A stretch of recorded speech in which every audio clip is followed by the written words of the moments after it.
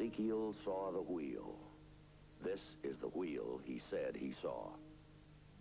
These are unidentified flying objects that people say they are seeing now. Are they proof that we are being visited by civilizations from other stars? Or just what are they? The United States Air Force began an investigation of this high strangeness in a search for the truth. What you are about to see is part of that 20-year search.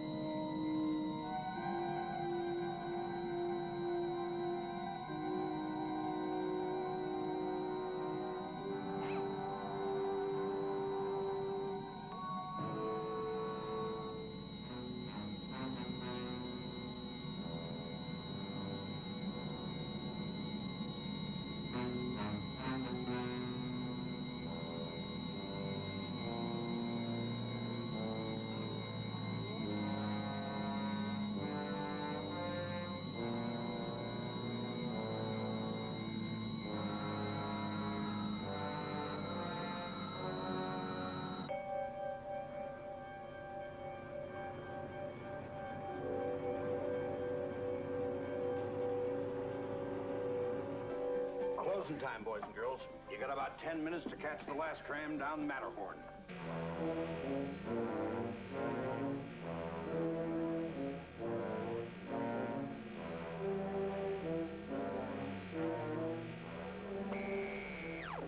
I'll pay. I got it.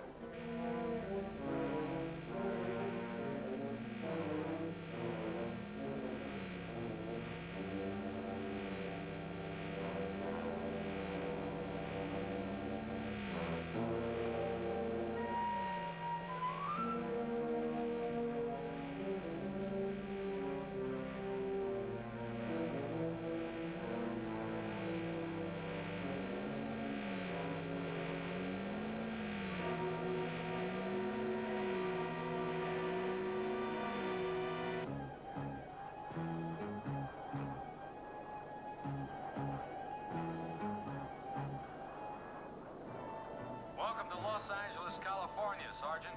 Yes, sir. And it looks like another storm front moving in. Yeah, they're gonna get more rain, all right. And I didn't pack my raincoat or my cap cover. Norton Air Force Base. See it down there off our left wing.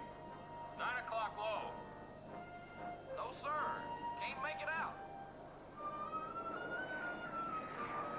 Try it now. Yes, sir. I do see it now, sir. I do indeed.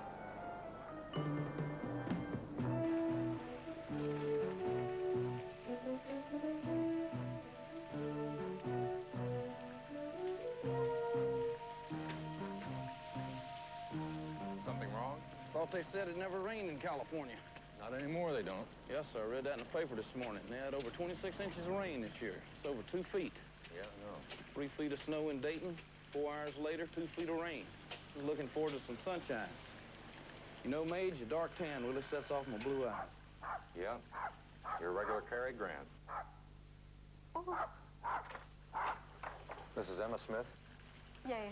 I'm Major Gatlin, Sergeant Fitz, Project Blue Book. I was expecting you. Won't you come in? Thank you. Come on, boys. Get back in here.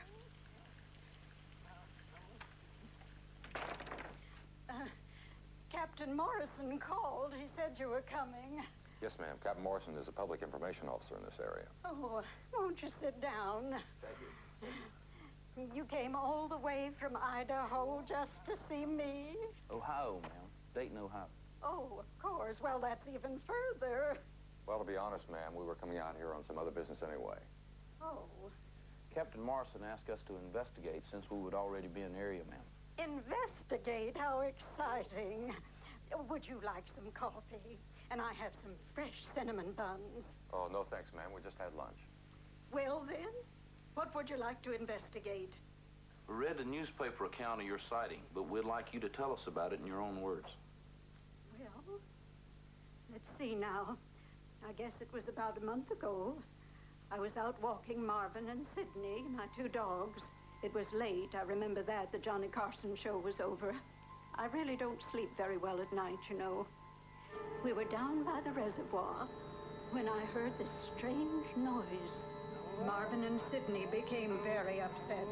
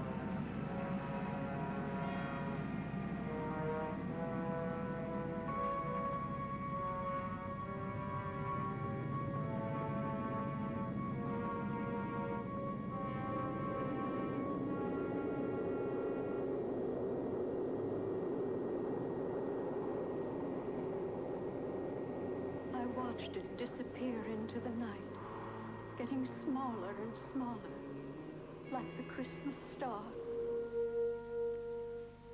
I wish I could have gone with them. They wanted me to, you know. Who wanted you to go? They did. The lights told me. I just knew that big machine was beckoning to me. I guess I was right. How's that, ma'am? About 2 weeks after the visit, 2 men came to see me. Oh, they were so nice, so different from Earth people. Are you saying these men were alien beings? From Venus. I'm positive of that. Is that what they told you? No, they didn't say so exactly. It was just something I felt. Well, anyway, It was a Sunday afternoon, 3 years to the day my dear husband Kenneth disappeared. I had just finished fixing a snack for Marvin and Sidney when the doorbell rang.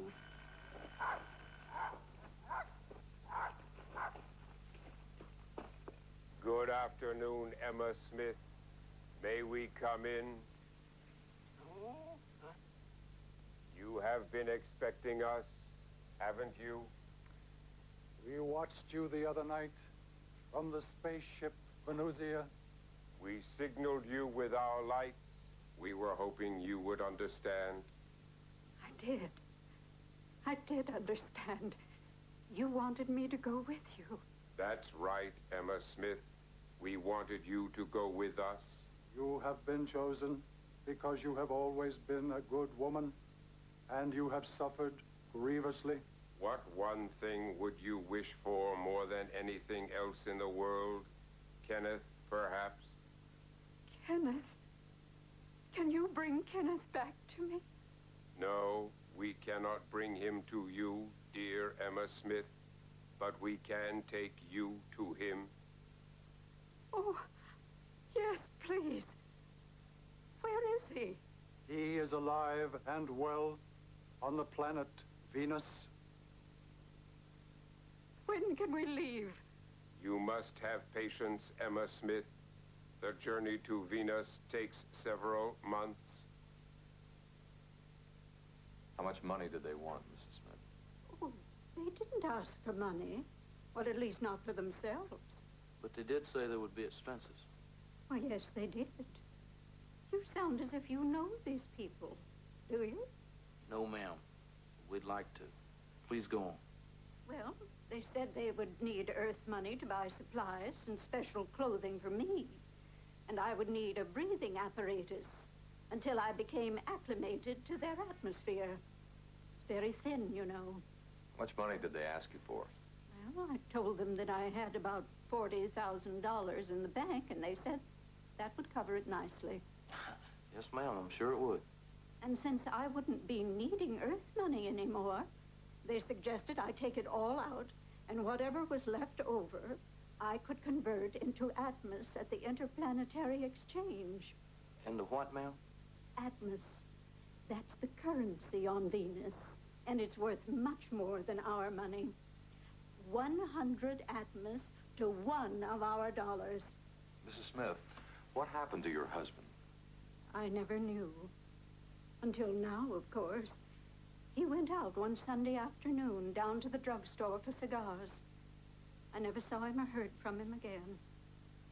Have you taken the money out of your bank yet? Oh, indeed. I closed out my account just this morning.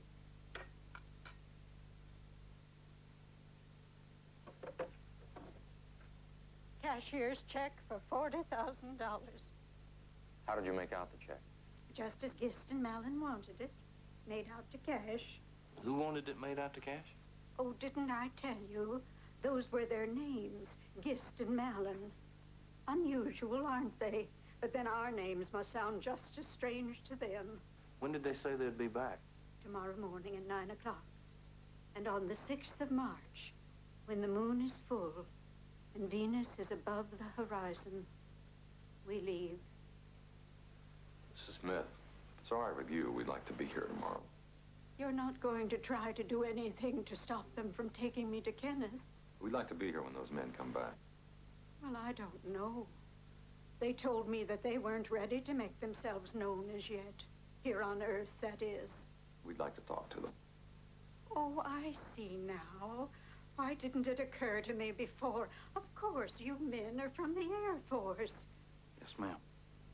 You'd like to look over their space machine.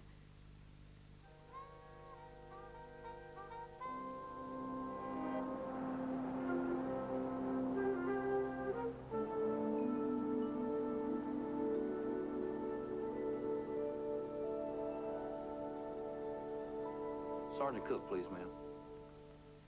Coming on now, sir. Thanks. She said it'd be just a minute. How long have you known this Sergeant Cook? Put through jet qualification with... Yes, Jake Gatlin, Bill. How are you? Fine. Yourself? Good. Listen, pal, I think we're involved in some GI work you might be interested in. An elderly lady by the name of Smith reads like bunco all the way to us. Yeah, that's right. Could you meet us at 2217 Lakeview tomorrow morning about 08:30? Okay, pal. See you then. Shank of the evening just about to come up, Mage. What do you say we go out on the town and see if we can't get into trouble? What do you mean by that, Sergeant? You know, we might get lucky, run into Charlie's Angels. We've got that space symposium tomorrow at 1100 hours. Our visitors from Venus at 0900. Charlie's got 3 angels. That's one too many, friend. My, you're prompt. Where did you land this time? We instructed our space captain to land us in your beautiful Orange County. Do you suppose anyone saw you? No, Emma Smith. We employed our Inviso-ray. We almost always do during daylight flights. I see. You'll be happy to know, Emma Smith, that all the arrangements have been made and approved. You are a very lucky lady. How is Kenneth? Healthy and happy and awaiting your arrival. How soon will we be leaving for Venus? As we told you, the 6th day of March, Earth time. Do you have the money, Emma Smith? How much did you say it would be? 40,000 of your Earth money, in dollars. And then you will take me to Venus and Kenneth. As swiftly as our good ship Venusia can get us there.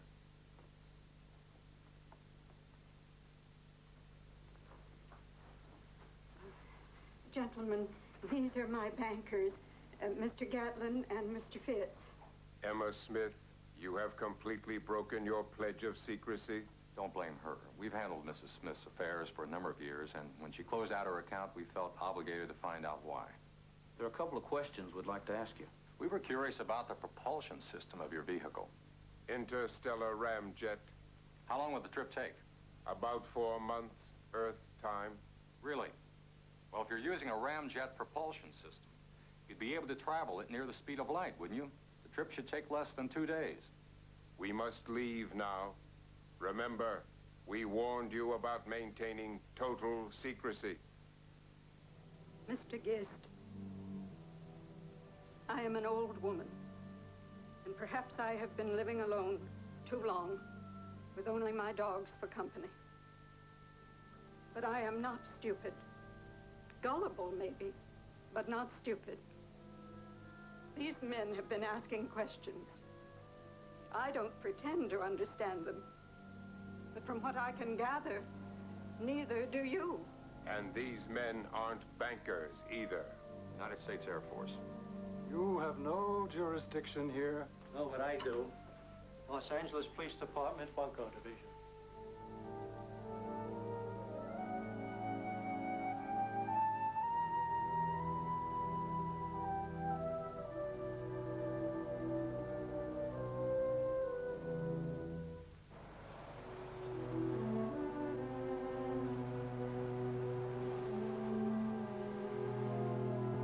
Young man?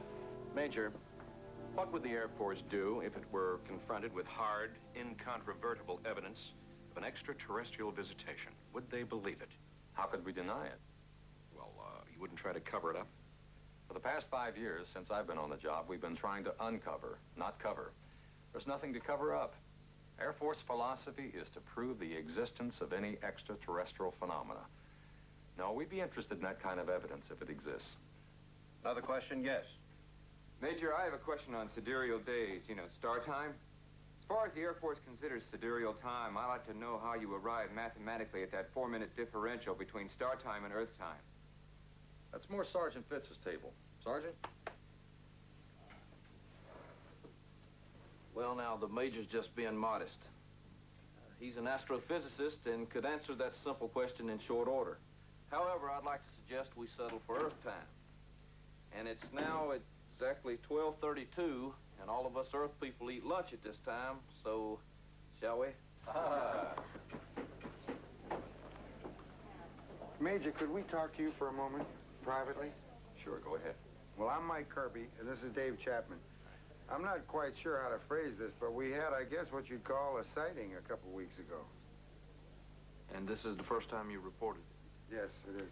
Well, I think I should explain the reason for our reluctance. You see, Mike is a screenwriter, and I'm a writer's agent. And being involved in the motion picture business, we felt we'd have a difficult time getting anybody to believe our story.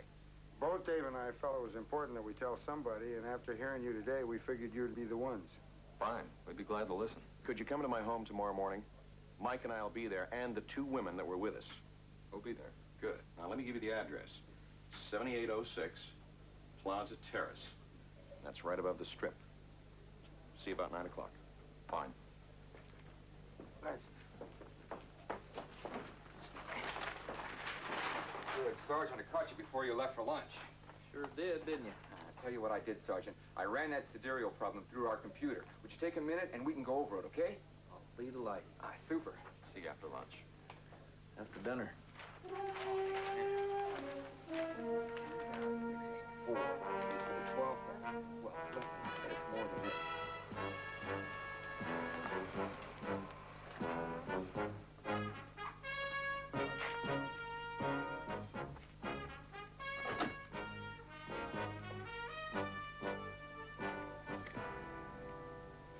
I wonder how they build houses on the sides of hills like this. Very carefully. Good morning, Major. Sergeant, please come in. Thank you.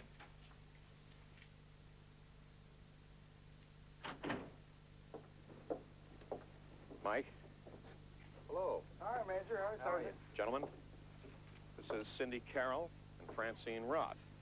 Major Gatlin, Sergeant Fitz. Hello. They're with Project Blue Book. Nice to meet you. Cindy and Francine both work in my office. Some view you got there, Mr. Chapman. Yeah, as they say, on a clear day you can see Catalina. Could I offer you gentlemen a drink? No, thank you. You know, I'm really glad you guys decided to come. Why shouldn't we? Well, you could have written us off as a couple of wackos. No, sir. We try never to prejudge. Do you mind? You people are pretty thorough. What do you do with the tape? More accurate than taking notes.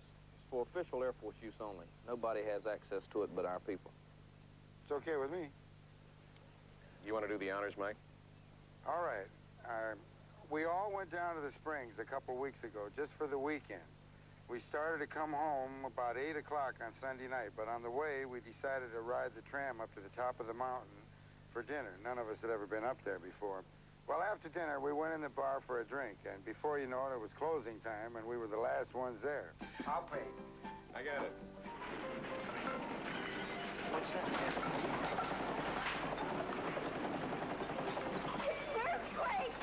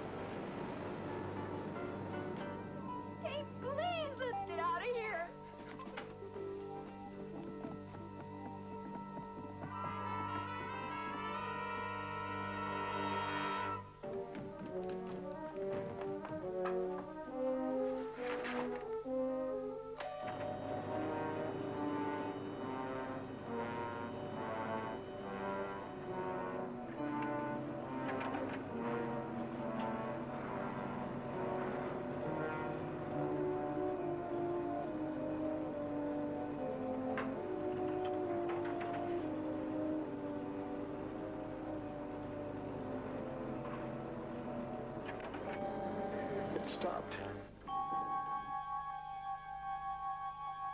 The power's off.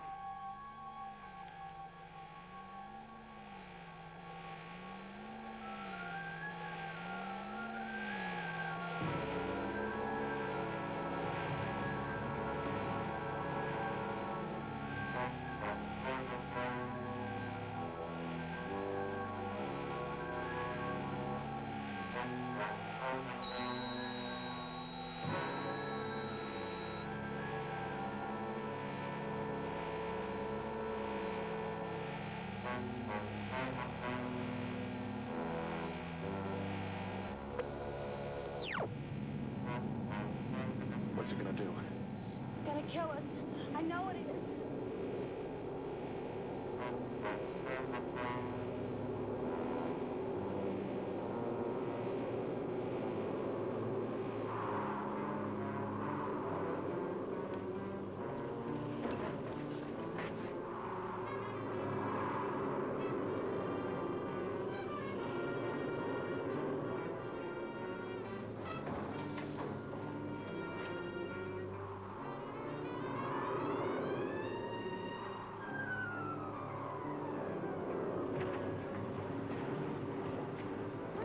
Again over there where it was before.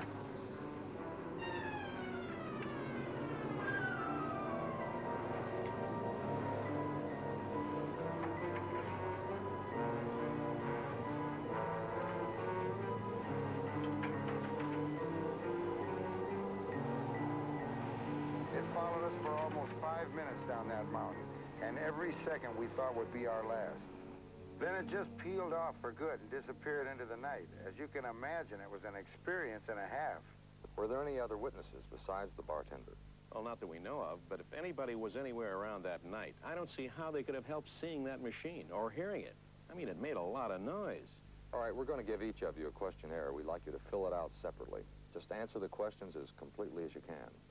And each of you make a drawing of the machine, separately. Yeah, but this all happened 2 weeks ago. Do you think you'll be able to find anything now?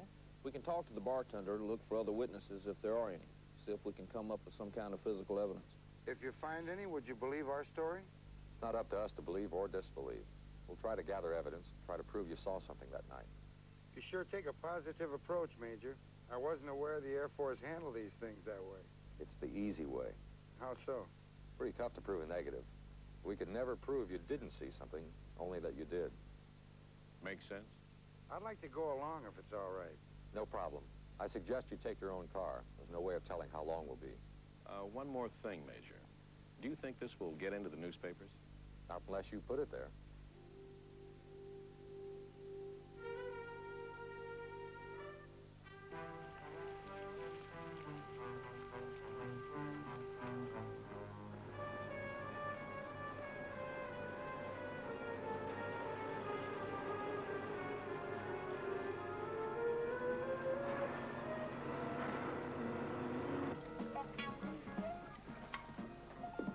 Hi, nice to see you again. Can we talk to you? Not right now. I'm kind of busy. We won't take up much of your time. Look, I don't know anything. Not a thing, okay? We understand. We're not here to cause you any trouble. A couple questions and we'll leave.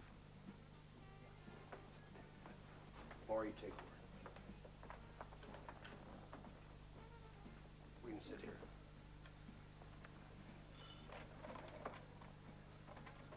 Mr. Kirby told us about what happened a couple of weeks ago. I'll just say this once, but if you try to quote me, I'll deny everything, understand? It was a flying saucer. There's no question about it. Which is the window that cracked? Back there. We had it replaced the next morning. Was there anyone in here besides the five of you? Only the tram attendant. But he wasn't in here at the time. Everybody else had gone home. You say the attendant wasn't here. Where would he have been? Tending the tram. I didn't see him. I had to open the door myself. Well, anyway, he quit the next morning. We haven't heard from him since. Did you talk to him the night after the incident? No, I didn't see him after it all. Could you give us his name and the address? Ray Lucas, Joshua Tree Apartments on Palm Avenue, but he won't be there. I gotta get back to work, but remember what I said. If anybody asks me, I don't know you.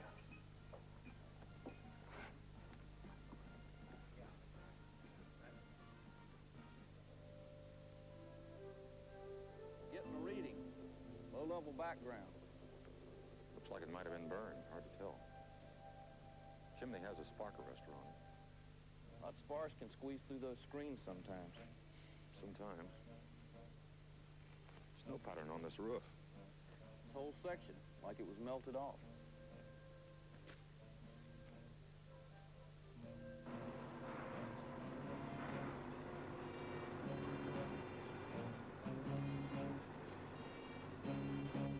Looks like fresh paint on the outside of the cab. The glass has been crazed. There's some rainbow effect. What's all that mean? The crazing or surface cracking can be caused by atmospheric compression, exposure to heat, or blowing sand. Rainbowing is usually a sign of excessive heat. So what you're saying is everything can be explained away so far? So far.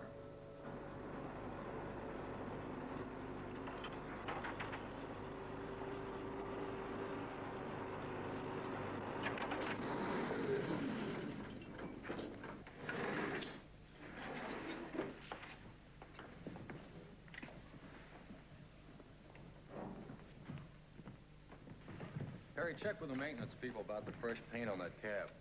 I'll meet you at the car, then some legwork. Right. Anything I can do to help? Not on this one. There are a lot of homes at the base of this mountain. I don't see how anybody could have missed it if they were just looking up. We'll let you know. All right, I guess I'll be heading back to L.A. then. Major, you ever have the feeling I'm having now? Sure, the bartender backed us up, but we all saw that weird machine. What if we can't find anything to prove it conclusively? I know the feeling, Mr. Kirby. In this job, it's a way of life.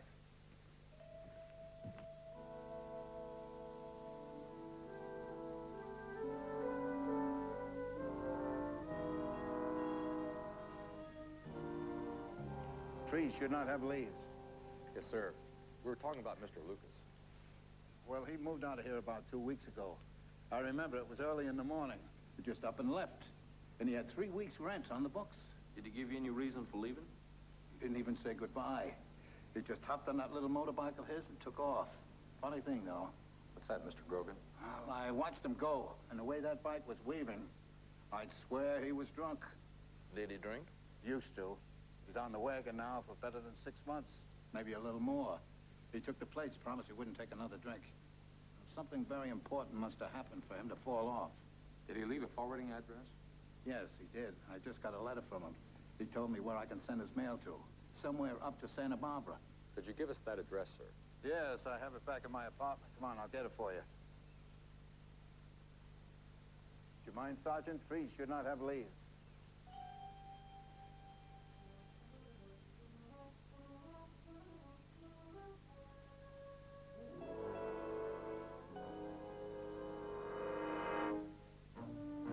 It's a beautiful stretch of coastline, isn't it?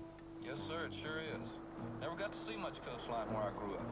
South Carolina has a coastline, doesn't it? Yeah, but it was a 5-hour drive from where I lived. Spent 2 weeks in Myrtle Beach one summer, though. I think I was 8. A little hard to believe. Well, maybe I was 9. No, that's not what I mean. Let's turn around. We're not going to Santa Barbara? Later. Yes, sir. We're halfway there. Why are we going back? Look what's on page 3. Screenwriter and agent see strange spacecraft. Full of quotes from Chapman and Kirby. Why do you suppose they decided to release the story? Particularly after they wanted to make certain we wouldn't.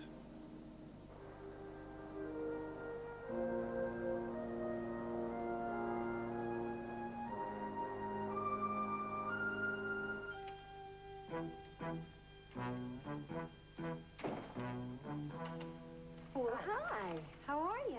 Fine, thanks. We'd like to see Mr. Chapman. Oh, gee, I'm sorry. He's not in right now. Do you know when he'll be back? Well, I'm sure he won't be too long, Major. Would you like to wait? Yes, thanks. I think we Okay, should. just have a seat. Thank you.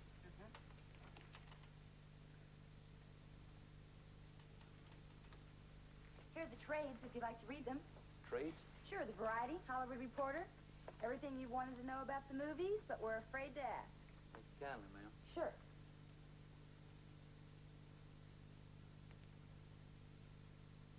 Listen to this. Dave Chapman has just set a deal with Independent Studios for Mike Kirby to write a screenplay based on his and Chapman's real-life encounter with a strange spacecraft. Any mention of Blue Book involvement? According to Chapman and Kirby, Major Jake Gatlin and Sergeant Harry Fitz of the Air Force UFO Investigative Arm Project Blue Book I've indicated the sighting has been thoroughly investigated and pronounced it to be an authentic encounter.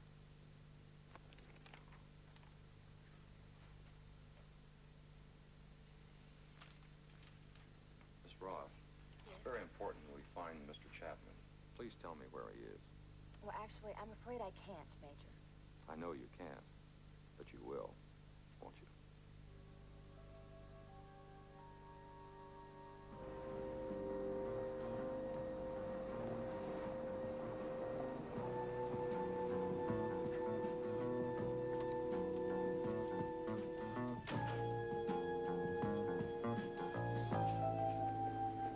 Major, Sergeant, nice to see you.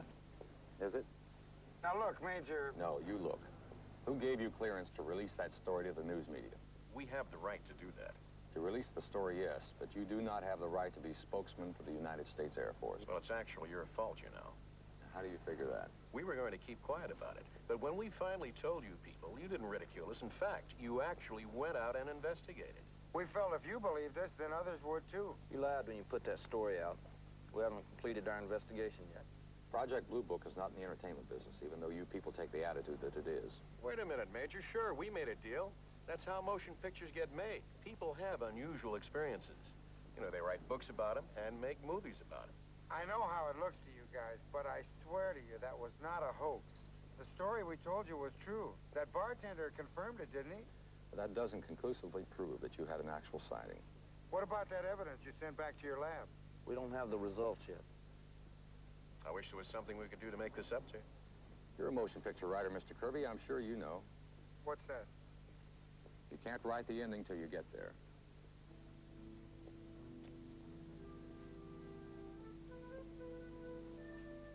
How much farther? Just saw a sign, 35 miles to Santa Barbara.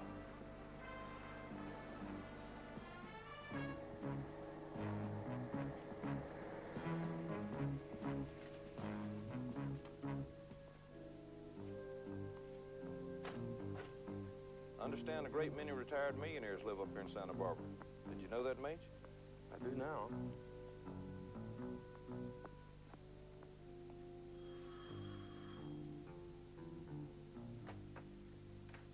Yeah, you want something? Mr. Ray Lucas. Who are you? This is Sergeant Fitz. I'm Major Gatlin, Project Blue Book. No, I don't want any. We'd like to talk to you a couple minutes if we could. Can we come in? No, messy inside. We better talk out here, huh? But I'm not going to enlist again. Is that what you want to talk to me about? I done my hitch. We'd like to talk to you about 2 weeks ago, your last night on that tram job. Who are you? You're no regular army. Project Blue Book. We investigate UFO reports. No. I got nothing to say. Why not, Mr. Lucas? Because you wouldn't believe me? You'd think I was just some old rummy who was seeing things? Were you drinking that night?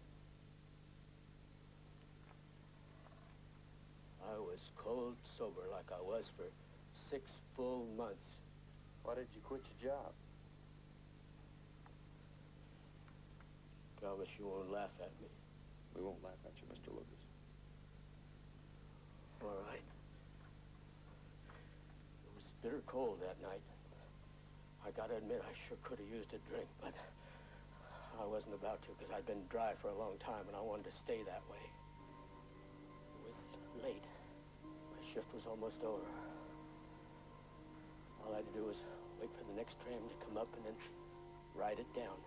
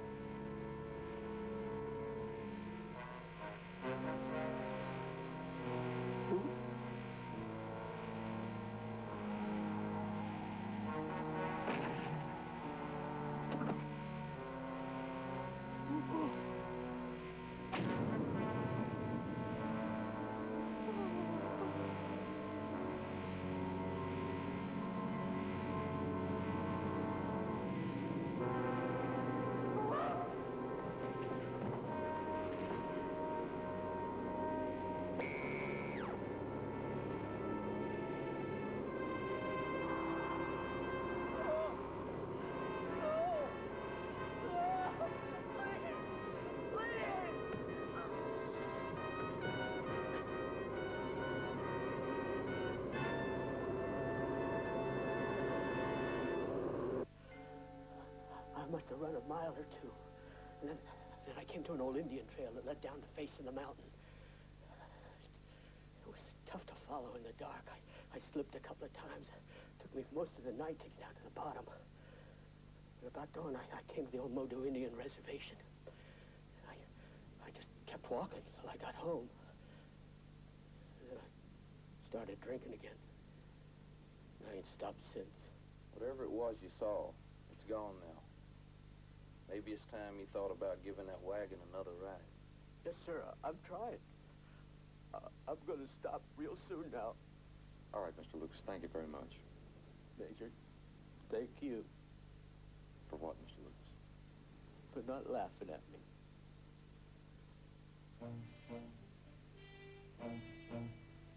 Did you get a rundown on the weather conditions this time of year in Desert Springs?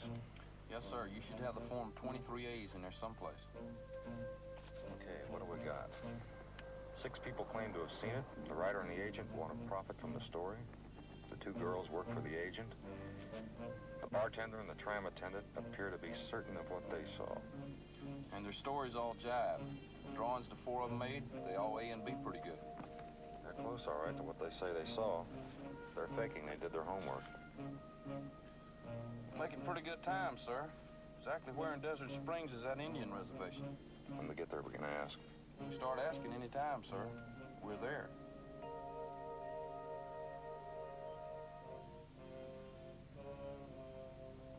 Our tribe has a legend. But then, of course, what Indian tribe doesn't? Anyway, many years ago, before the white man came, lights appeared in the sky above the mountain. My people took that as a sign of a great spirit. And the story was passed from generation to generation. What about 2 weeks ago? Did you see anything then? I saw some lights in the sky, up near the top of the mountain. What kind of lights were they? If I remember correctly, they were red and white. Some of them moved very fast, and the others seemed to be almost stationary. What do you think they were? Could have been anything. An airplane, a helicopter. Sometimes they have parties up at the chalet and release colored balloons. I really couldn't say what they were. Of course, if this were a couple of 100 years ago, we'd know exactly what they were, wouldn't we? What's that? The Great White Spirit.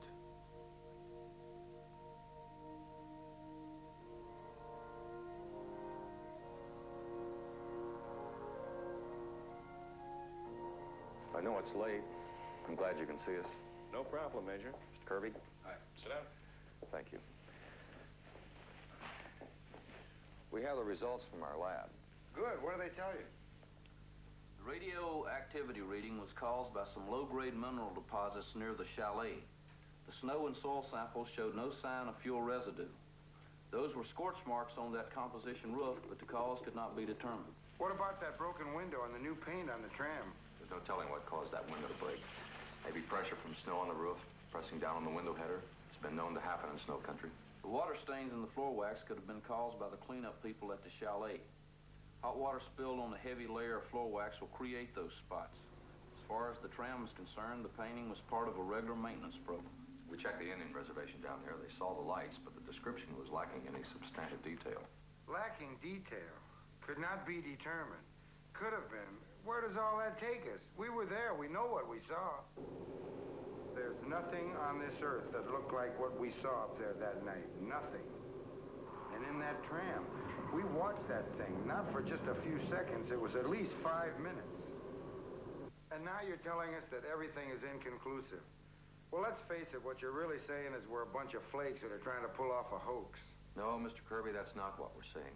We're spending a lot of hours on this incident, and we don't mind. We're doing it because we want to try to find evidence to prove your report. But all we have is what you and Mr. Chapman tell us you saw, and the verbal verification of 4 other people.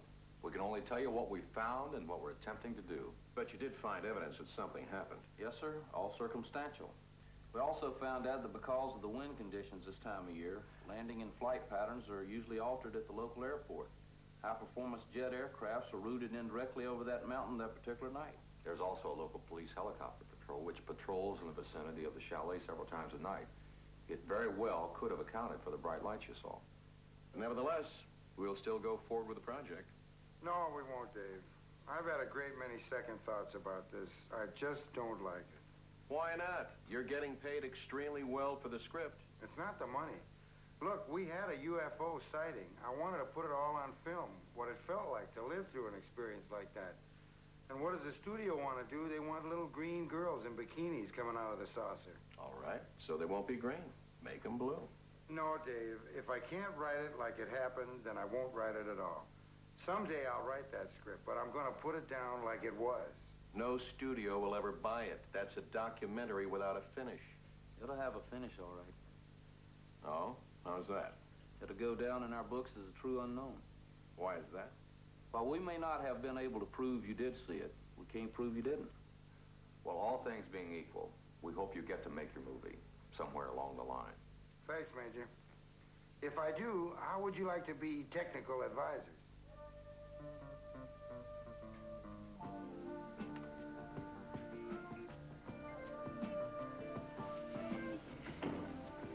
Nice view, isn't it? Thousands of tiny diamonds glittering in a black velvet box. Back home, I was known as the Poet Laureate of 6 Mile, South Carolina.